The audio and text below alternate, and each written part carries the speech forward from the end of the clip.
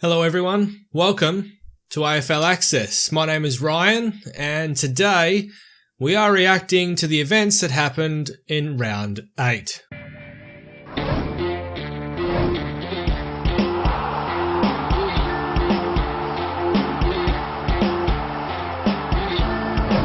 On Friday night, we saw Sydney take on Essendon at the SCG, and for the most part, Sydney couldn't play at the SCG very well. They haven't played well there for the last 18 months. Well, it turns out that Sydney, not only can they actually win at the SCG, they can win without Buddy Franklin as well, and quite convincingly.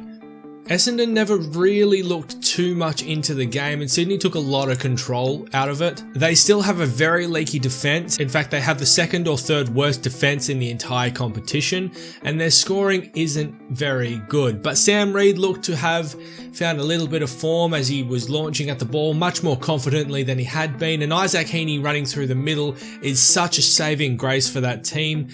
He needs to stay there moving forward. I, as well as probably most of the country, was really rallying behind Carlton. They were 11 points up with about 10 minutes to go in the game and looked like actually snatching a win. Unfortunately, they went into a bit of self-preservation mode and Collingwood took control and dominated from there on out, kicking the next 4 to 5 goals and icing the game. The ending margin probably didn't sum up the match as well as it should, and Carlton come away with another honourable loss, but for all intents and purposes they really took it to heart and it really hurt them, this loss. I think they should have won it, and they probably should have won it. They were in a position to win it. They were down in the fourth and then they came back and kicked about 3 goals in a row and they had momentum, and then they just kind of went back into their shells, which was a bit unfortunate for them. But they'll learn from this. They'll learn from this moving forward, and the better for them. They will get more games this year and they do actually look impressive at stages.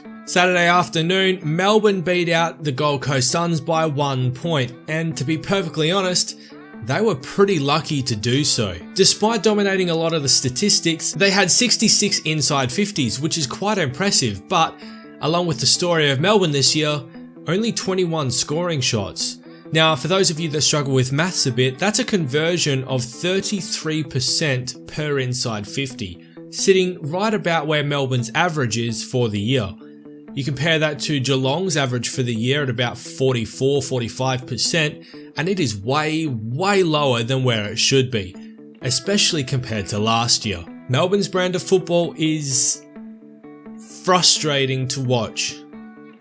West Coast look good in patches, and the problem is they just need more consistency across the game. They're really only playing well for about 5 to 10 minutes per quarter, if that, and the rest of it, their defense is holding up spectacularly well. For a team that's struggled to score, their defense is holding up remarkably well. Should be noted that despite a better scoring effort this week, West Coast are still third last for total scores for the year. Adelaide enter third spot. Coming into the top 4, I think for the first time this year, but I could be wrong on that. They lost a few games early on and everyone, we included and myself, were kind of writing them off quite early. They convincingly beat Port Adelaide on the weekend, and despite a last quarter surge from the power where they kicked 6 goals, they looked out of sorts all game. It's kind of a bit of a theme with Port Adelaide. They're up and down, they're inconsistent, and they really should be a team vying for top 4 spot. Instead, it's their crosstown counterparts that are getting the job done. They enter the top 4, and Adelaide may actually just be a good team this year. It should be noted as well that Adelaide actually have the equal best defence in the entire league, sharing that with Geelong. For me, Hawthorn are actually going to be the most frustrating team to watch this year, especially considering they're so hot and cold. Earlier on in the year I made the remark that despite their cattle being on the park not being as good as what it was a few years ago, their systems in place were just so extraordinary that they were able to pull out wins, even last year. That hasn't changed, but week on week, they're not actually able to adhere to their structures as well as they may like. The game on the weekend was purely won through their structures. If they can actually maintain their intensity week to week, they will win many more games and they will actually finish top 8 this year. I don't think they will, and I think this is another transition year for them this year, especially with some key outs and some new players adjusting to the new systems and everything. I think next year they'll be launching again. Richmond still have some work to do.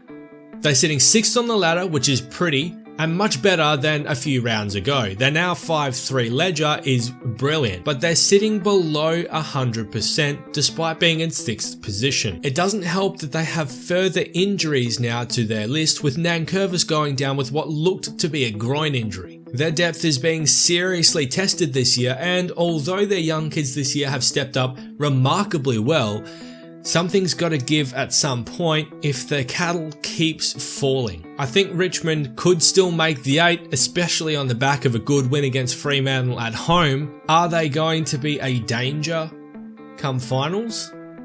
I suppose it depends on that injury list.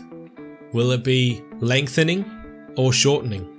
Lastly, I want to leave on this. I think the biggest story out of the weekend is obviously going to be Nat Fyfe.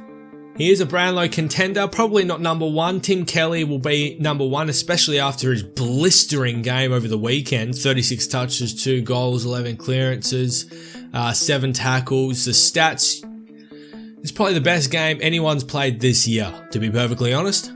But Nat Fyfe is a Brownlow contender, like it or not, and he may be rubbed out or protected depending upon what the MRO and or tribunal discussed this week.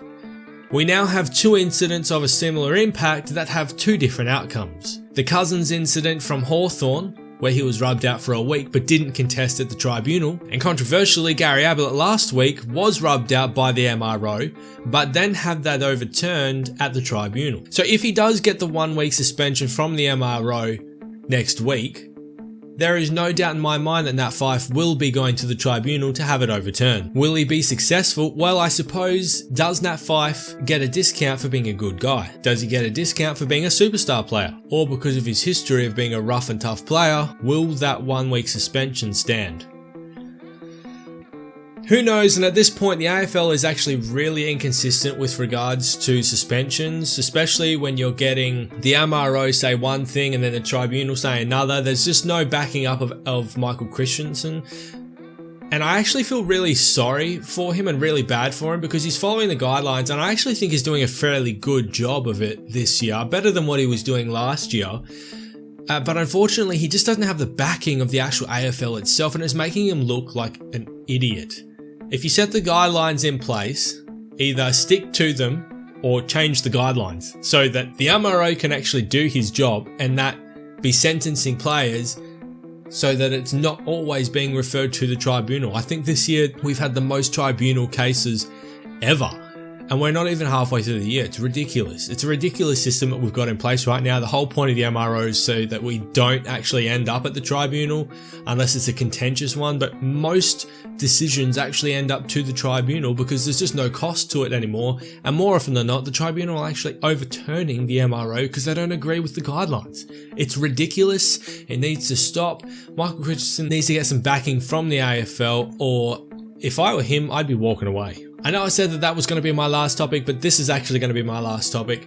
The AFL umpires are having an atrocious year this year. It's got to be the worst year that they've ever had, without a doubt. They've affected more games this year than they ever have, and unfortunately, the AFL is just, they just don't want controversy. They are afraid of any form of controversy within their organisation, whether it be for right or for wrong, unfortunately. I think the umpires need to be governed by an outside body and not reviewed themselves. I think they need to be reviewed via an outside body other than the umpiring department. I think the AFL needs to take some ownership over that department, and it really is time to actually get full-time umpires in place. Put a 5-year plan in place to have it by the year 2024, 2022, whatever the case might be, to have all umpires in the system be full-time. If the umpires now don't want to be full-time, then they have 3 to 5 years to come to terms with that and walk away.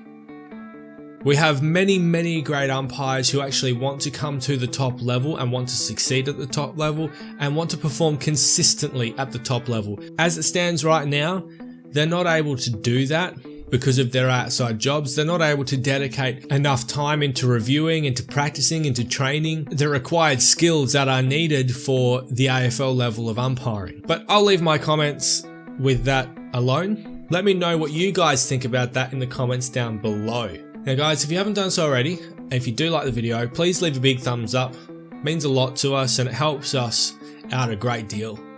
Make sure you subscribe if you haven't done so already and ring that bell for notifications when new content comes out live. We do have a weekly show on the channel. It comes out Thursday night, competing with doesn't compete with the footy show anymore. It only competes with the front bar now. We would love to see it grow. It is quite insightful and we do have quite a bit of banter. It's called Footy Rivals if you haven't checked it out already. And we do actually have a Discord community. It is yet to really actually grow. We've got no one in there at the moment. It would be fantastic if you would be the first person to come in and contribute and talk and help us even to set it up so that it's more user friendly. Would be fantastic to see you in there, to be able to chat to you guys more as opposed to just in the comments as well. The link will be in the description below. And thank you very much for watching, and this has been your AFL Access.